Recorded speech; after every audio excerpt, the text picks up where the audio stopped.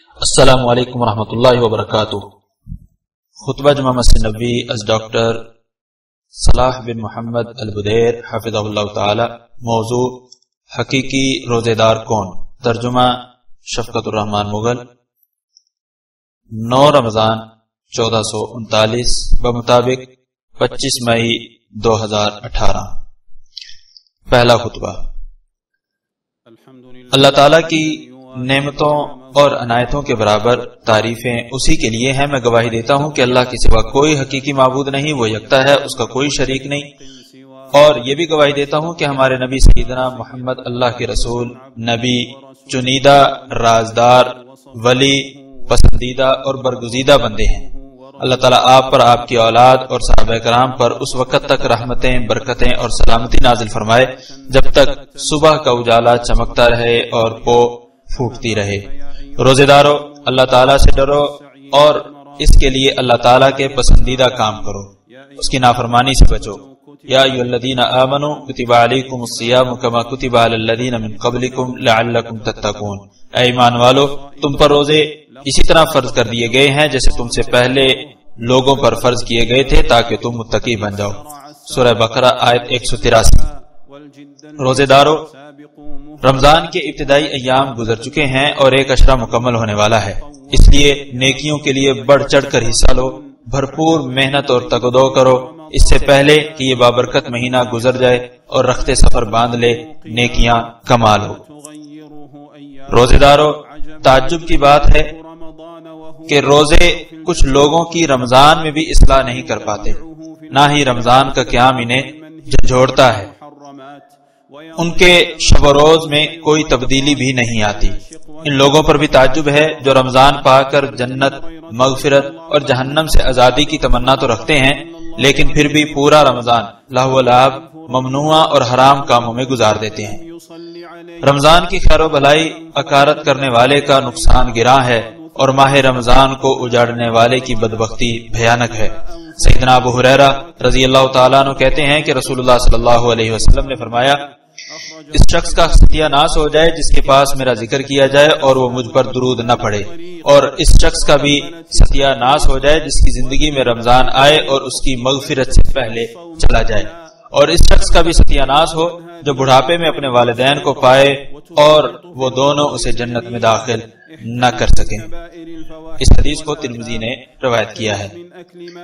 اے راستے میں اڑنے والی دھول، آٹے کے غبار اور تھوک نکلنے کے بارے میں پوچھنے والے کہ ان سے روزہ تو نہیں ٹوٹتا، اتنے معمولی اور باریک مسائل پوچھ رہے ہو لیکن بڑے بڑے کبیرہ گناہوں میں ملوث ہو، ان بڑے گناہوں سے دور رہو، لہذا اپنے مسلمان بھائی کا مال ہڑپ کرنے سے بچو، کسی مسلمان کی حد کی عزت مت کرو، دھوکہ دہی، ظلم، فراڈ اور مسلمان کے خلاف ہیلے بازی سے دور رہو۔ کیا اس شخص کا بھی کوئی روزہ ہے جو رمضان میں دن کے وقت کھانے پینے سے تو باز رہے لیکن اپنی متعلقہ کے زیر پرورش اپنے بچوں کے بارے میں لاپرواہی سے باز نہ آئے، انہیں مطلق العنان کھلا چھوڑ دے، ان کے ساتھ شفقت اور نرمی سے پیش نہ آئے، ان کی خبرگیری نہ کرے اور نان و نفقہ نہ دے؟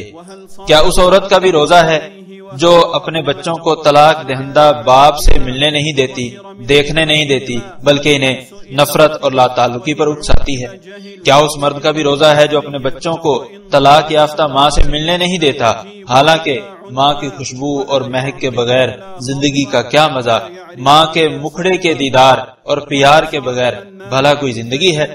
کیا اس شخص کا بھی روزہ ہے جو ظلم کرتے ہوئے اپنی بیوی درمیان میں لٹکائے رکھے، نہ اسے حقیقی بیوی بنائے اور نہ ہی اسے طلاق دے کر فارغ کرے؟ بھلا اس کا بھی کوئی روزہ ہے جو اپنے والدین سے قطع تعلقی کر لے، ان پر زبان درازی کرے، ان کی خدمت سے تنگ آ جائے، اگر والدین اس سے کچھ مانگے تو بخیلی کرے، اگر اسے سمجھایا جائے تو مزید بگڑے، اگر کوئی امید لگائے تو اس کے خواب شرمندہ تعبیر نہ ہو، اور اگر اس کی ضرورت پڑے تو ڈھونڈنے میں نہ آئے، جواب دے تو سختی سے، ہر وقت ڈرانے دھمکانے پر لگا رہے، کبھی کوئی کام وقت پر نہ کرے، ہمیشہ تصویف سے کام لے؟ کیا اس کا بھی روزہ ہے جو فرض نماز چھوڑ کر سویا رہے، وقت گزار کر نماز پڑھے، ظہر اور عصر کی نماز وقت کے بعد ادا کرے اور پورے رمضان میں اس کی یہی عادت بنی رہے۔ کیا اس شخص کا بھی کوئی روزہ ہے جو اپنے بھائیوں اور بہنوں کی وراثت ہڑپ کر جائے، یتیموں اور مساکین کا حق غصب کر لے، اوقاف کے اناج پر قبضہ جما کر بیٹھ جائے اور مستحقین کو ان کے حق سے محروم کر دے؟ ہاں، ان سب لوگوں کا صرف اتنا سا روزہ ہے کہ ان کی روزے سے متعلق واجبی سی ذمہ داری پوری ہو جائے گی، لیکن ان کا روزہ خلاف شریعت کاموں، گناہوں، ظلم اور کبیرہ پاپوں سے آلودہ ہوگا۔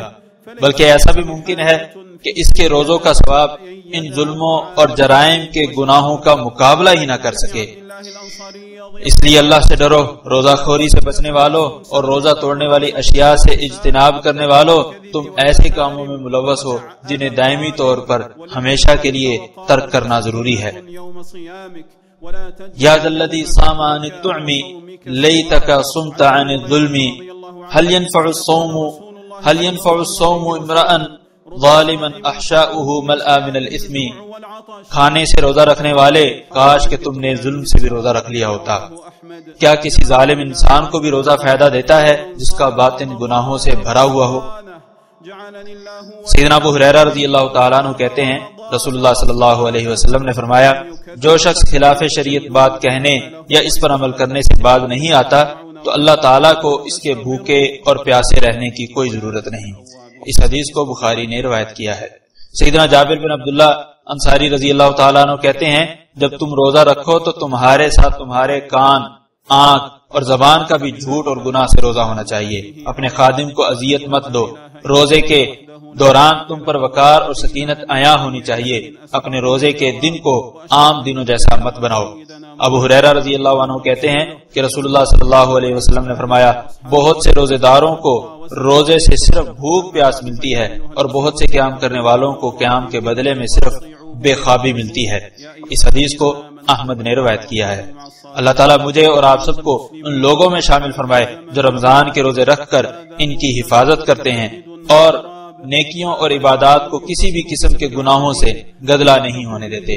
میں اسی پر اکتفا کرتا ہوں اور اللہ تعالیٰ سے اپنے گناہوں کی بخشش چاہتا ہوں، تم بھی اسی سے بخشش مانگو، بے شک وہ رجوع کرنے والوں کو بخشنے والا ہے۔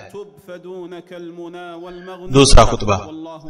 ہمہ قسم کی حمد اللہ کے لیے ہے جو پناہ طلب کرنے والوں کو پناہ دیتا ہے۔ میں گواہی دیتا ہوں کہ اللہ کے سوا کوئی حقیقی معبود نہیں، وہ صحت یابی سے مایوس ہونے والوں کو بھی شفا دیتا ہے، اور یہ بھی گواہی دیتا ہوں کہ ہمارے نبی محمد اللہ کے بندے اور رسول ہیں۔ اللہ تعالیٰ ان پر، ان کی آل اور صحابہ کرام پر ڈھیروں رحمتیں، دائمی سلامتی اور برکتیں نازل فرمائے۔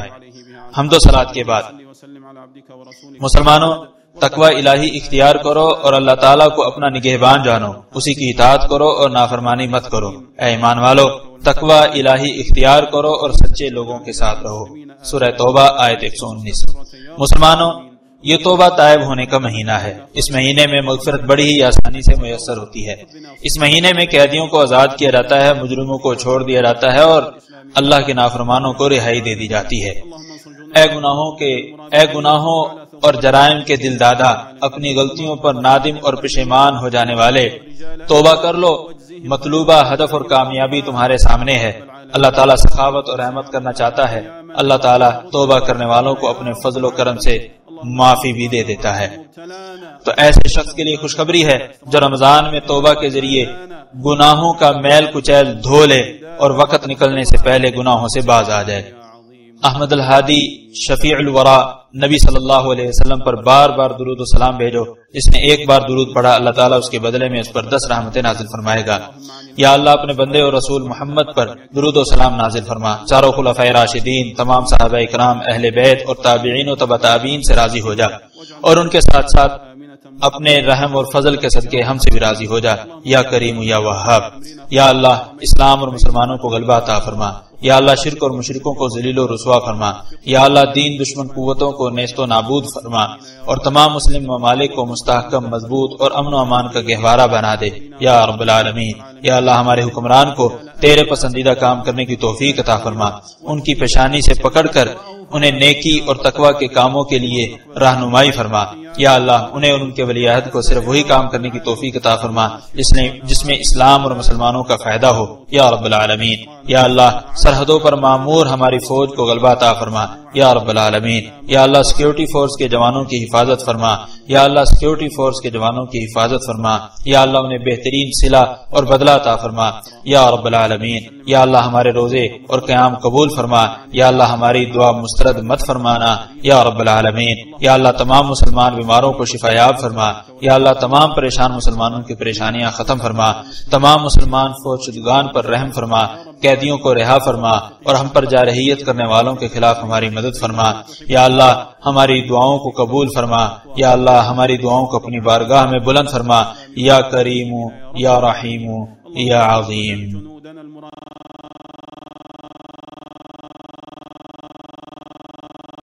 اللهم صل وسلم على عبدك ورسولك محمد، وارض اللهم عن الآل والأصحاب وعنا معهم يا كريم يا وهاب. اللهم أعز الإسلام والمسلمين وأذل الشرك والمشركين ودمر أعداء الدين، واجعل بلاد المسلمين آمنة مطمئنة مستقرة يا رب العالمين. اللهم وفق إمامنا وولي أمرنا خادم الحرمين الشريفين لما تحب وترضى، وخذ بناصيته للبر والتقوى. اللهم وفقه وولي عهده لما فيه عز الإسلام وصلاح المسلمين يا رب العالمين. اللهم انصر جنودنا المرابطين على ثغورنا وحدودنا يا رب العالمين. اللهم احفظ رجال أمننا، اللهم احفظ رجال أمننا واجزهم خير الجزاء وأوفاه يا رب العالمين. اللهم اقبل صيامنا وقيامنا ولا ترد دعاءنا يا رب العالمين. اللهم اشف مرضانا وعاف مبتلانا وارحم موتانا وفك أسرانا وانصرنا على من عادانا. اللهم اجعل دعاءنا مسموعا ونداءنا مرفوعا يا كريم يا عظيم يا رحيم.